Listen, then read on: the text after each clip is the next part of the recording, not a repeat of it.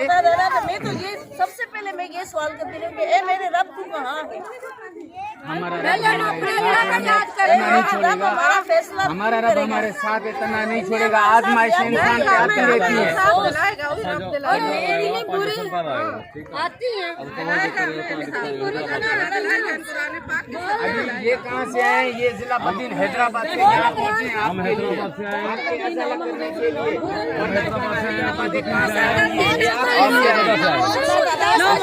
ना मंजूर, दहशतगर्दी ना मंजूर, ना मंजूर, ना मंजूर, ना मंजूर, दहशतगर्दी ना मंजूर। हमें घर चाहिए, घर चाहिए, यहाँ चाहिए, यहाँ चाहिए, घर चाहिए, यहाँ चाहिए, यहाँ चाहिए, घर चाहिए, हमें घर चाहिए। दहशतगर्दी ना मंजूर, ना मंजूर, ना मंजूर, ना मंजूर, बिल्कुल ना मंजूर। दहशतगर्दी ना मंजूर, ना मंजूर,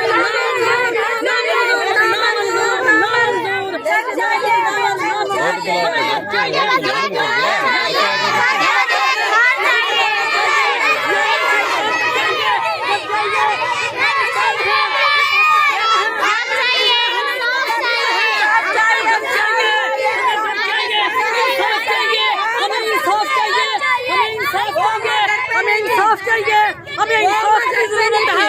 आज हमें पंजाब गई थी, इसके दो बेटे नीचे आ गए। इन भाइयों की जरूरत है।